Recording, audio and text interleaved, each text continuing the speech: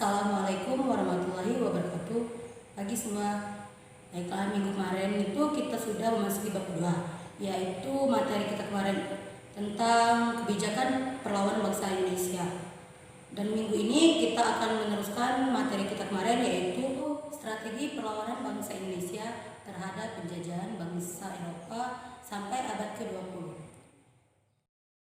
Perlawanan rakyat Indonesia yang kita bahas yaitu perlawanan rakyat Aceh, perlawanan rakyat Maluku terhadap Portugis, perlawanan rakyat Minahasa terhadap Spanyol, perlawanan rakyat Maluku, perlawanan rakyat Mataram, perlawanan rakyat Banten, perlawanan rakyat Makassar, perlawanan rakyat Riau, perlawanan etnik Tionghoa terhadap VOC. Yang pertama ini yaitu perlawanan rakyat Aceh terhadap Portugis. Latar belakangnya, sejak Portugis menguasai Malaka pada tahun 1511, Portugis melarang perdagangan Islam berdagang ke wilayah Malaka. Para pedagang Islam pun beralih ke Aceh, menyebabkan perdagangan di Aceh semakin ramai. Yang kedua itu, Portugis menganggap Aceh sebagai sumber kekayaan sekaligus ancaman bagi Tubula dengan Aceh yang ingin memperluas wilayah kekuasaan ke Malaka. Anak-anak, perhatikan peta yang di sampingnya.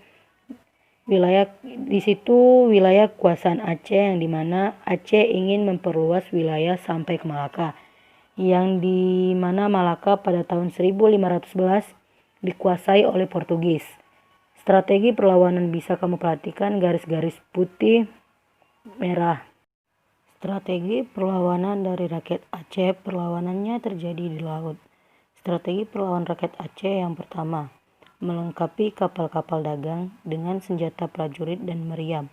Yang kedua, mendatangkan bantuan persenjataan, pasukan, dan ahli perang dari Turki. Yang ketiga, melakukan kerjasama dengan kerajaan-kerajaan lain seperti Demak dan Calicut. Aceh melakukan penyerangan terhadap Portugis di Malaka. Namun pada tahun 1629, pasukan Aceh di bawah Sultan Iskandar Muda yang melakukan serangan besar-besaran sasaran terhadap Portugis. Serangan sempat membuat Portugis kewalahan dan harus mengerahkan semua kekuatan menghadapi pasukan Sultan Iskandar Muda. Akan tetapi, serangan Aceh ini belum berhasil mengusir Portugis dari Malaka. Perlawanan rakyat Maluku terhadap Portugis. Latar belakangnya, perlawanan rakyat Maluku yang pertama ini kesepakatan perjanjian Saragossa antara Portugis dan Spanyol. Spanyol harus meninggalkan wilayah Maluku dan Portugis bisa melakukan upaya monopoli perdagangan. Dan selanjutnya, Portugis juga mencampur urusi dalam negeri kerajaan Ternate. Jalan perlawanan. Pada tahun 1665 muncul perlawanan rakyat yang dimana Lopez de Misquith mengajukan perundingan damai. Namun itu bukan perundingan di mana Portugis malah membunuh Sultan Hairun. Peristiwa terbunuhnya Sultan Hairun ini menyulut atau menumbuhkan kemarahan rakyat Ternate, bahkan seluruh rakyat Maluku bersatu melawan Portugis. Akhir perlawanannya, Sultan Babula melanjutkan perlawanan terhadap Portugis. Sultan Babula ini adalah putra sultan dari Hairun Sultan. Sultan Babula juga melakukan strategi perlawanan, yaitu mengepung benteng Sao Paulo. Pengepungan ini dengan cara semua akses baik jalan maupun distribusi bahan pangan dikepung selama 5 tahun dan akhirnya pada tahun 1705 Portugis berhasil diusir dari Ternate. Perlawanan rakyat Minahasa terhadap Spanyol. Latar belakangnya, perlawanan rakyat Minahasa karena dominasi perdagangan yang dilakukan Spanyol memicu perselisihan antara Spanyol dengan penduduk Minahasa. Yang kedua, Spanyol melanggar kesepakatan seperti pemaksaan, perampasan, dan penganiayaan terhadap rakyat Minahasa. Selanjutnya, perlawanan rakyat Maluku terhadap VOC. Faktor atau penyebab latar belakang perlawanan rakyat Maluku ini yang pertama, praktik monopoli perdagangan rempah-rempahan yang dilakukan oleh VOC. Yang kedua ini campur tangan dalam proses pengobatan Sultan Tidore. Dan pada tahun 1646, VOC harus menghadapi serangan Spordis dari rakyat Hitu yang dipimpin oleh Kakiali dan Tulupka Besi. Pada tahun 1650, rakyat Ternate di bawah pimpinan kecil Said melakukan perlawanan terhadap VOC. Pada tahun 1602, Sultan Nuku memimpin perlawanan rakyat Tidore. Perlawanan mendapatkan dukungan dari seluruh rakyat Maluku. Perlawanan ini berhasil mengambil kekuasaan Tidore dari VOC. Selanjutnya, perlawanan rakyat Mataram terhadap VOC. Adapun latar belakang perlawanan rakyat Mataram terhadap VOC. Yang pertama ini, kedudukan dari VOC di Batavia mengganggu perekonomian Mataram. Yang kedua, VOC melakukan monopoli perdagangan. Adapun jalannya perlawanan pada tahun 1628, serangan dipimpin oleh Tumenggung atau Burekso sebagai panglima perang pada tahun 22 Agustus 1628. Pasukan Mataram berhasil mendarat di Maharuda yang pada saat itu sebelum timur Cilincing Jakarta. Pasukan Mataram membendung Sungai Ciliwung agar benteng VOC kekurangan air. Strategi ini sempat menyebabkan pasukan VOC kekurangan air dan terjangkit wabah penyakit kolera. Serangan Mataram akhirnya menuai kekalahan karena pasukan Mataram kelelahan dan kalah persenjataan. Ini perlawanan rakyat Banten terhadap VOC.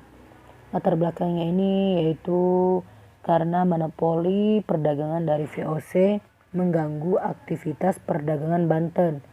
Jalannya perlawanan itu Sultan Ageng Tritayasa melakukan pembangunan saluran irigasi dan menjalin hubungan dengan negara-negara lain. Dalam perkembangannya, Banten berhasil mengganggu daerah kekuasaan Belanda hingga ke kota Batavia. Karena terganggunya daerah kekuasaan Belanda, VOC menghasut Sultan Haji, anak dari Sultan Ageng Tritayasa. VOC mengatakan bahwa Pangeran Arya Purbaya, adiknya sendiri, akan naik tahta menjadi Sultan Banten yang menggantikan ayahnya sendiri, yaitu Sultan Haji melakukan perjanjian dengan VOC dan melancarkan minyaknya menjadi sultan. Sultan Haji dengan bantuan VOC berhasil merebut Banten dari Sultan Ageng Tritayasa.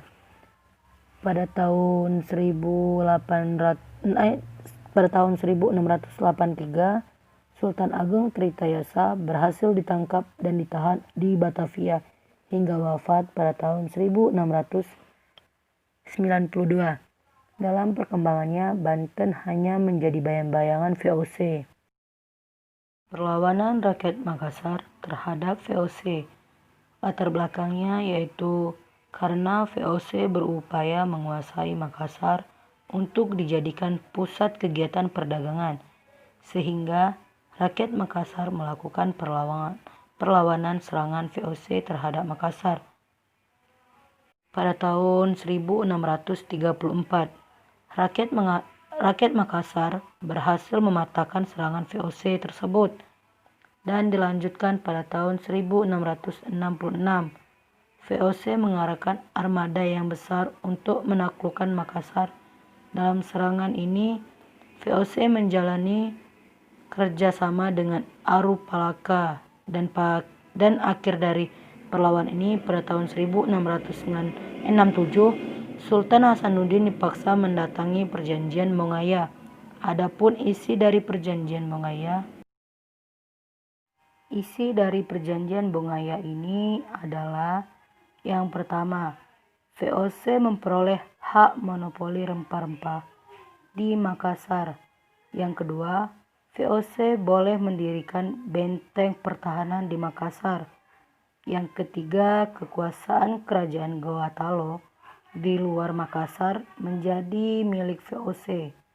Yang keempat, Aru Palaka diakui sebagai Raja Bone. Dan yang terakhir ini, Makassar membayar seluruh kerugian perang. Selanjutnya, perlawanan rakyat Riau terhadap VOC. Latar belakang perlawanan karena upaya dari VOC menancapkan hegemoninya atau kekuasaan perdagangan di Riau, sehingga rakyat Riau melakukan perlawanan. Strateginya seperti Sultan Siak berpura-pura berdamai dengan VOC yang sering disebut siasat hadiah Sultan. Adapun siasat hadiah Sultan ini yaitu perundingan damai antara VOC dan Sultan Siak dilakukan di Loji. Untuk dalam perundingan itu Sultan Siak dipaksa